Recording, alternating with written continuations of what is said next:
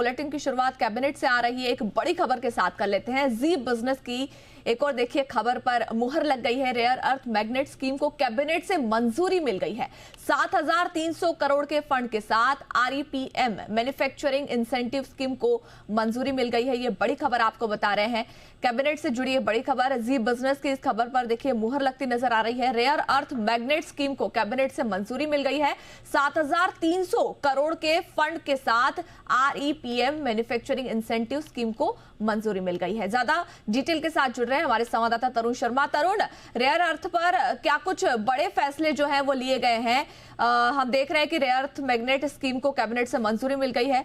इसकी मैन्युफैक्चरिंग के बाद कहीं ना कहीं हमारी जो बाकी देशों के ऊपर डिपेंडेंसी है, स्पेशली चाइना के ऊपर, वो कहीं ना कहीं कम होगी। बिल्कुल, मैं बताना चाहूँगा कैबिनेट ने आज 4 बड़े फैसले लिए, जिसमें प्रमुखता से जो मुख्य फैसला है वो rare earth permanent magnet scheme पर फैसला लिया गया। तकरीबन 7,280 करोड़ रुपया इसमें मंजूर किया गया। इस स्कीम के तहत 5 ऐसी यूनिट लगाई जाएंगी जो 1200 MTPA की होंगी, मैट्रिक टन पर एनम जिसे हम कहते हैं, की यूनिट लगाई जाएंगी और इसके लिए सरकार तकरीबन 7,280 करोड़ रुपए खर्च करेगी। ये जब 5 यूनिट लग जाएंगी तो जो हमारी डिपेंडेंसी है अभी पूरी तरीके से हम इंपोर्ट करते हैं, चाहे वो चाइना से हो, ऑस्ट्रेलिया से हो, जापान से हो, उन सभी से हमारी इंपोर्ट की जो डिपेंडेंसी है वो ख़त्म हो जाएगी और जो देश के अंदर जितने रेयर अर्थ मैग्नेट की ज़रूरत होती है वो सब हम देश के अंदर बना पाएंगे। मैं अपने दर्शकों को बताना चाहूँगा कि दुनिया भर का तीसरा सबसे बड़ा रेयर अर्थ का रिजर्व जो है वो देश भारत के अंदर है, लेकिन अभी तक हम इसका प्रोसेसिंग नहीं कर पा रहे थे। उस रेयर अर्थ की प्रोसेसिंग की जो फैसिलिटी है वो देश के अंदर नहीं थी, इसी वजह से स्कीम को लाया जा रहा है। इस स्कीम में बेसिकली जो REPM मैन्युफैक्चरिंग फैसिलिटी होगी, साथ ही रेयर अर्थ को ऑक्साइड से मेटल में बदलने के लिए और मेटल से अलॉयज में बदलने के लिए और अलॉय से परमानेंट मैग्नेट में बदलने की जो फैसिलिटी होगी, इसको सपोर्ट मिलेगी।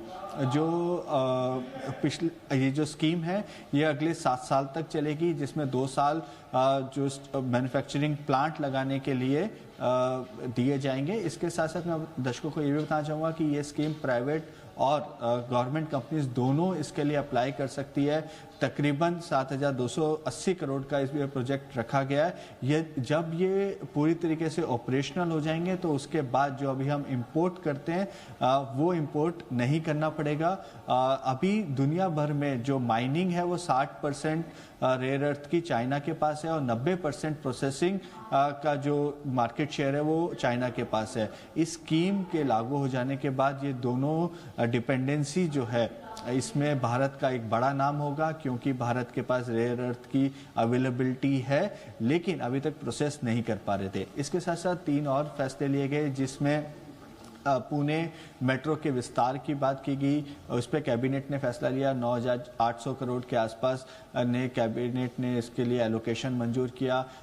बदलापुर से करजत के लिए तीसरी और चौथी लाइन की मंजूरी दी गई। वहीं द्वारका से राजकोट के बीच में एक ट्रेन की भी एक रेलवे लाइन की भी मंजूरी दी गई। तो 4 बड़े फैसले हुए। तकरीबन 20,000 करोड़ के आसपास की रकम के आज फैसले कैबिनेट ने लिए हैं, लेकिन एक बड़ी स्कीम यहाँ पर कैबिनेट ने मंजूर करी है और जो हमारे सोर्सेज हैं जो बता रहे हैं कि ऑटोमोबाइल सेक्टर, इलेक्ट्रॉनिक्स, स्टील जो सेक्टर की कंपनियां हैं वो ये रेयर अर्थ की मैन्युफैक्चरिंग प्लांट लगाने के लिए इच्छुक हैं और जल्दी इसकी गाइडलाइन जारी कर दी जाएगी। उसके बाद बिड्स इनवाइट की जाएगी और जो बिड्स में फर्स्ट कम फर्स्ट सर्विस के तौर पे ये बिड्स दी जाएंगी और 5 यूनिट्स लगाई जाएंगी और ये जो यूनिट होगी वो 1200 MTPA से ज़्यादा की होंगी। तो तकरीबन 6,000 MTPA की कैपेसिटी देश के अंदर तैयार हो जाएगी, जो कि हमारी डिमांड के बराबर है और आने वाले समय में भी जो डिमांड जो 2030 तक हम उम्मीद कर रहे हैं 8,000 MTPA की,